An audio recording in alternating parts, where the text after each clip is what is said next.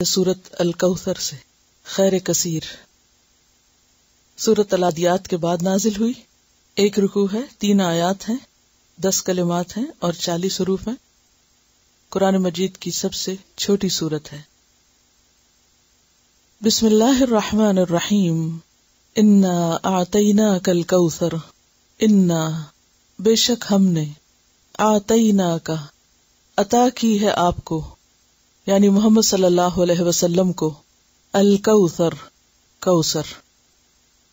انا کا لفظ جمع کا صیغہ ہے اور عظمت شان پر دلالت کر رہا ہے کہ جس ہستی نے رسول اللہ صلی اللہ علیہ وسلم کو خیر کثیر عطا کی وہ خود بہت عظیم ہے۔ اور آتینا سے فرق ہوتا ہے۔ آتینا کا مطلب ہی دینا ہوتا ہے، الف اور تے یہ کے ساتھ، لیکن آتینا سے خاص ہے۔ عطا کا معنی ہوتا ہے بخشش، اور ایسی بخشش جو کسی کی ملکیت بھی ہو، یعنی ہم نے آپ کو ایک ایسی چیز عطا کی جو آپ کے لیے ہے، یعنی اس میں خصوصیت کا معنی بھی ہے۔ اور کیا عطا کیا؟ الکوثر کوثر۔ کوثر کا لفظ کاثر سے کثرت کا معنی دیتا ہے۔ یہ علم بھی ہے اور وصف بھی۔ اسم علم کون سا ہوتا ہے؟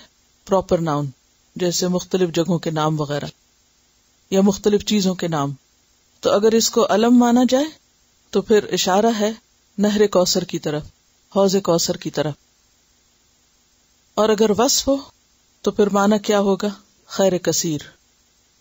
اور یہ فعل کے وزن پر مبالغے کے لیے ہے، یعنی بہت زیادہ کثرت، بہت زیادہ خیر اور بھلائی۔ نبی صلی اللہ علیہ وسلم نے دنیا کا مشکل ترین کام کیا، اور اس کام میں آپ نے اپنی ہر چیز قربان کی، اپنا گھر قربان کیا، اپنی عزت قربان کی، جسمانی تکلیفیں اٹھائیں، بھوک کاٹی، طرح طرح کی مشکلات سہیں، اپنا معاش قربان کیا۔ اور جب یہ سورت نازل ہوئی تو اس وقت آپ کے سامنے کوئی بڑی کامیابی یا کوئی خیر نظر نہیں آ رہی تھی، کیونکہ ہر طرف مشکلات ہی مشکلات تھی۔ اور اس صورت کا پس منظر یہ بتایا جاتا ہے کہ جب آپ کے بیٹے قاسم کی وفات ہوئی تو ابو لہب نے کہا کہ بطر محمد اللیلہ، کہ محمد صلی اللہ علیہ وسلم آج رات بے نام و نشان ہو گئے ہیں، یعنی اب آپ کا بیٹا بھی فوت ہو گیا ہے تو آپ کا کوئی نام لینے والا نہیں رہے گا۔ باقی آزمائشیں تو تھی ہی، تو بیٹے کے فوت ہونے پر دکھ اور غم کا کیا عالم ہو سکتا ہے، تو اس پر اللہ سبحانہ وتعالی نے آپ کو ایک بڑی کامیابی اور ایک خیر کثیر کی بشارت اور خوشخبری دی۔ اور اس میں ان سب لوگوں کے لیے ایک خوشخبری ہے جو اللہ کے راستے میں اللہ کے دین کو عام کرنے کے لیے اللہ کے دین کی خاطر قربانیاں کرتے ہیں، کہ اللہ تعالیٰ ان کو اپنی خاص مدد سے نوازے گا اور ان کا مشن کامیاب ہوگا۔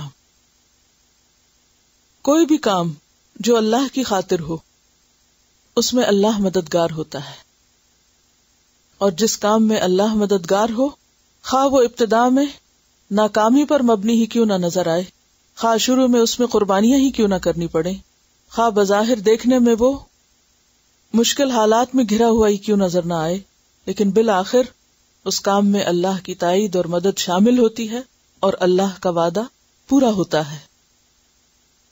تو انا اعطیناک الکوثر، یقیناً ہم نے آپ کو خیر کثیر اور بہت زیادہ بھلائی عطا کی ہے۔ نبی صلی اللہ علیہ وسلم کو کیا کیا بھلائیاں نصیب ہوئیں ان کی ایک طویل فہرست ہے۔ جہاں آپ کی قربانیاں سب سے زیادہ ہیں وہاں آپ کو ملنے والی بھلائیاں اور خیر، عطا اور بخشش بھی بہت زیادہ ہے، جو پوری تاریخ انسانی میں کسی دوسرے انسان کے حصے میں نہیں آئی۔ تکلیفیں بھی آپ پر سب سے زیادہ آئیں، اور اجر اور انعام بھی دنیا اور آخرت کا آپ کے لیے سب سے بڑھ کر ہے۔ اس میں بھی ہمارے لیے ایک سبق ہے، اور وہ یہ کہ جب انسان اللہ کے لیے کوئی تکلیف اٹھاتا ہے تو وہ تکلیف جتنی بڑی ہوتی ہے اس کا اجر اور ثواب بھی اتنا ہی بڑا ہوتا ہے۔ نبی صلی اللہ علیہ وسلم کو اللہ نے کیا کچھ عطا کیا، اس میں ہم دیکھتے ہیں کہ سب سے پہلے نبوت، اور پھر آپ خاتم النبیین تھے، پھر اسی طرح آپ کو قرآن مجید عطا کیا گیا، جو کہ خیر و بھلائی کا مجموعہ ہے، جو آپ کا ایک معجزہ بھی تھا اور رہتی دنیا تک باقی رہے گا۔ پھر اسی طرح آپ کو عمل صالح کی جو توفیق اللہ نے دی، آپ کا ذکر خیر بلند کیا، وَرَفَعْنَا لَكَ ذِكْرَكَ۔ پھر اسی طرح ایک حدیث میں آتا ہے کہ آپ نے فرمایا کہ مجھے وہ 5 چیزیں دی گئیں جو مجھ سے پہلے کسی اور کو نہیں دی گئیں۔ نمبر 1، نصرت بالرعب مسیرۃ شہر، مجھے 1 مہینے کے فاصلے تک اپنے دشمنوں کے مقابلے میں رعب عطا کیا گیا۔ میرے لیے ساری زمین کو مسجد اور طہور یعنی پاکیزگی حاصل کرنے کا ذریعہ بنایا گیا، یعنی کہیں بھی ہم تیمم کر کے پانی نہ ہو تو نماز پڑھ سکتے ہیں۔ آپ کو حق شفاعت دیا گیا، قیامت کے دن جب لوگ باقی انبیاء کے پاس جائیں گے تو وہ سب شفاعت سے انکار کر دیں گے، لیکن نبی صلی اللہ علیہ وسلم اللہ سبحانہ و تعالیٰ کے حضور حاضر ہو کر سجدہ ریز ہوں گے اور پھر آپ کی دعا سنی جائے گی۔ آپ کو مقام محمود عطا ہوا، عسیٰ ان یبعثک ربک مقام محمودا، یعنی آپ کو مقام محمود عطا ہوگا قیامت کے دن، آپ کے لیے مقام وسیلہ ہے۔ پھر اسی طرح دنیا میں آپ کے لیے غنیمت حلال کی گئی، اور پھر آپ صلی اللہ علیہ وسلم جیسے کہ سورۃ الضحیٰ میں بھی آتا ہے، والضحیٰ واللیل اذا سجا ما ودعک ربک وما قلی وللآخرۃ خیر لک من الاولی۔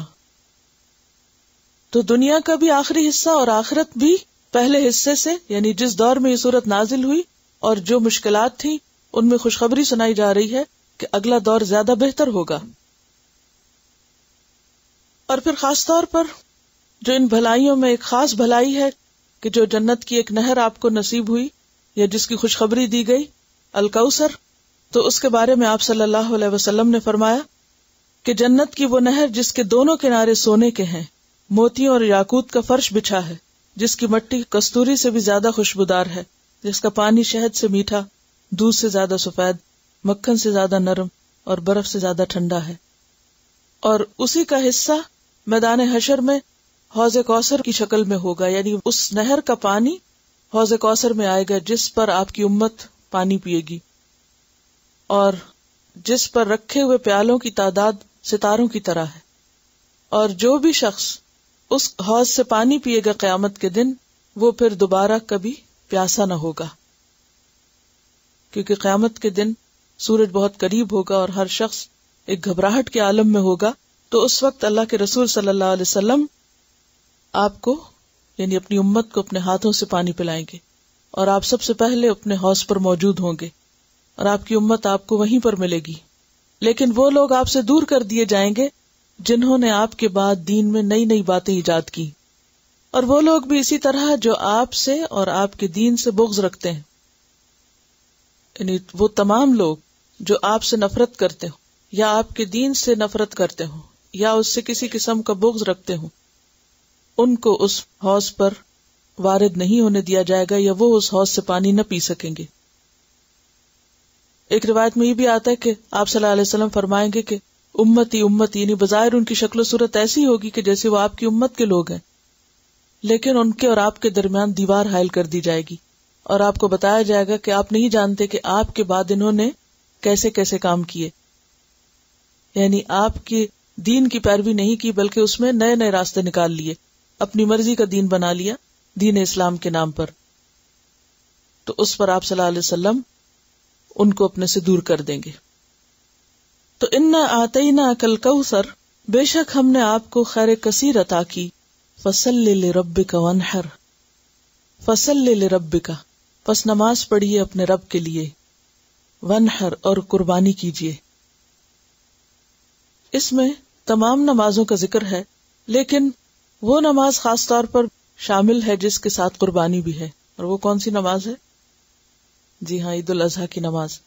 لیکن اس کے علاوہ تمام نمازیں، جمعے کی نماز، تہجد کی نماز، ان سب کی طرف اشارہ ہے، اور پھر اس خاص نماز کی طرف بھی کہ جو شکرانے کی نماز تھی۔ جب آپ صلی اللہ علیہ وسلم نے مکہ فتح کیا تو اس موقع پر آپ نے 8 رکعتیں ادا کی بطور شکرانہ۔ تو بات یہ ہے کہ جب اللہ تعالیٰ کسی کو کوئی نعمت عطا کرے تو اس کا فرض بنتا ہے کہ وہ رب کا شکر ادا کرے، اور رب کا شکر ادا کرنے کی بہترین شکل کیا ہے؟ نماز۔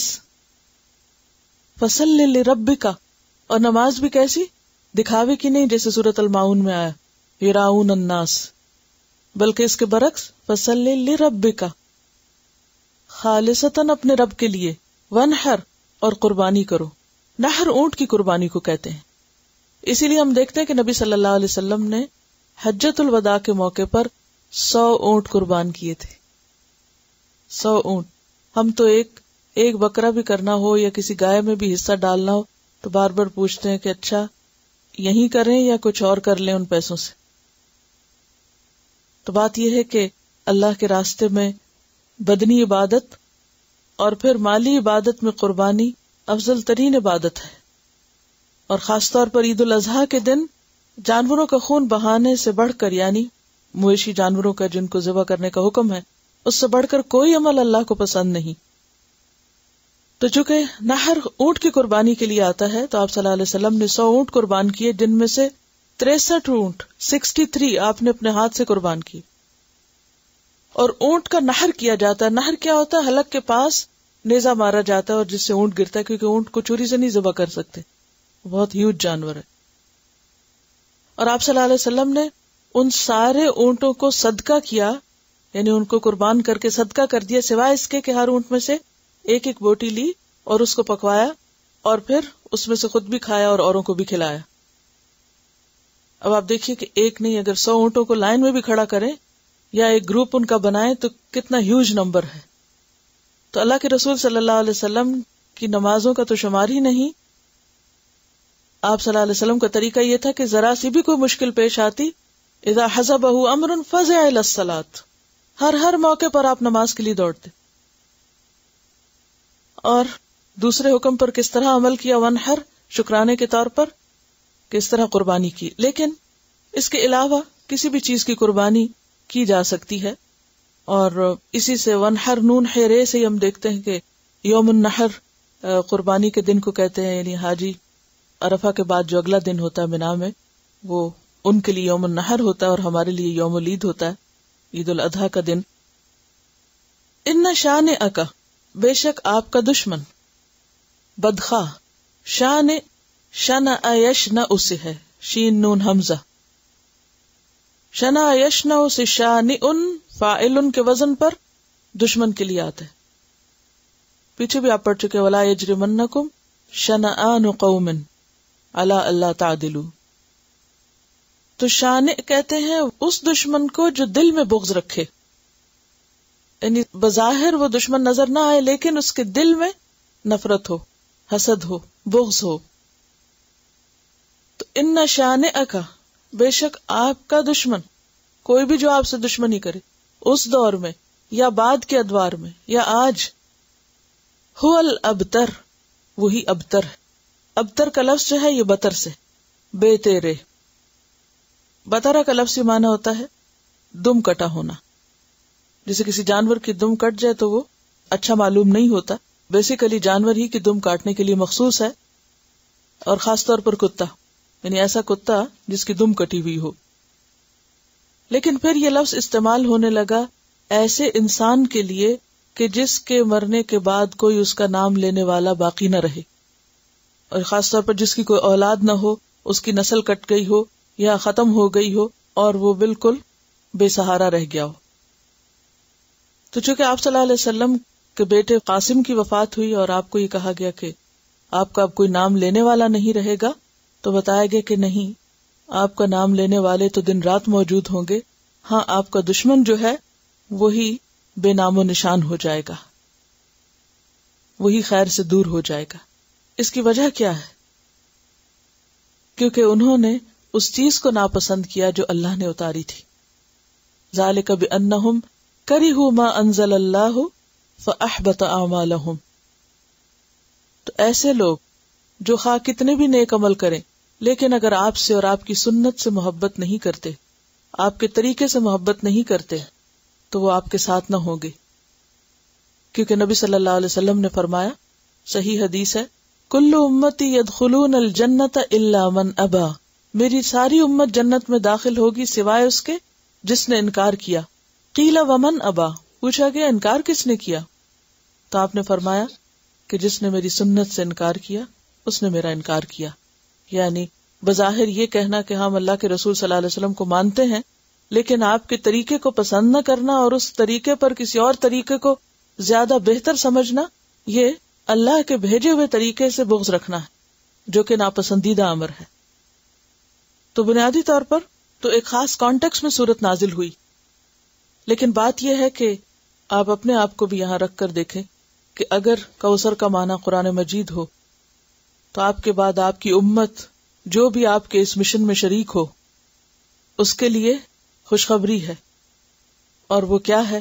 جیسے کہ قرآن مجید اللہ کی نعمتوں میں سے ایک بہت بڑی نعمت ہے۔ سورۃ یونس میں آتا ہے قل بفضل اللہ وبرحمتہ فبذلک فلیفرحوا ھو خیر مما یجمعون، وہ بہتر ہے ہر اس چیز سے جسے لوگ سمیٹ رہے ہیں، جمع کر رہے ہیں۔ یعنی اور لوگوں نے اس عرصے میں جو کچھ بھی جمع کیا، سمیٹا، تو دنیا میں رہ جائے گا، لیکن اگر کسی نے اللہ کی خاطر اللہ کی کتاب کو سیکھا، سمجھا اور اس پر عمل کی کوشش کی، اور پھر آگے اس کی نیت آگے پھیلانے کی ہو، تو اس سے بڑی کوئی بھلائی دنیا میں نہیں ہو سکتی جو کسی کو نصیب ہو۔ تو جب اللہ کسی بندے کو یہ نعمت عطا کرے تو اس کا فرض کیا بنتا ہے؟ پھر شکر گزاری کرے۔ فصلی لربک، اللہ کے آگے جھک جائے۔ نماز جو ہے اس میں عاجزی بھی ہے، اور اللہ کا شکر ادا کرنا بھی، اور اللہ کی حمد و ثنا بھی ہے، اور اس کی تسبیح بھی ہے، اور استغفار بھی ہے، اور اس کے ساتھ ساتھ انسان صدقہ کرے، ونحر۔ اور ضروری نہیں کہ پھر اگر وسعت نہیں ہے، ہمت نہیں، تو کچھ بھی اللہ کے راستے میں انسان شکرانے کے طور پر ضرور دے۔ اور پھر یہ یاد رکھے انسان کہ اس راستے میں مشکلات بہت ہیں، اور طرح طرح کے لوگوں سے واسطہ پیش آتا ہے۔ یہ راستہ آسان راستہ نہیں ہے، کیونکہ جنت کا راستہ جو ہے وہ مکروہات سے گھیر دیا گیا ہے، اور اس میں بعض اوقات ایسی رکاوٹیں آ جاتی ہیں کہ انسان سمجھتا ہے کہ this is the end of the world, اب آگے تو شاید کچھ ہو ہی نہیں سکتا۔ لیکن انسان ہمیشہ اللہ کے بھروسے پر یقین رکھے کہ جس رب نے قرآن پڑھنے کی توفیق دے دی، وہی رب اس پر عمل کی توفیق بھی دے گا، اور وہی رب اس کو آگے پہنچانے کی توفیق بھی دے گا۔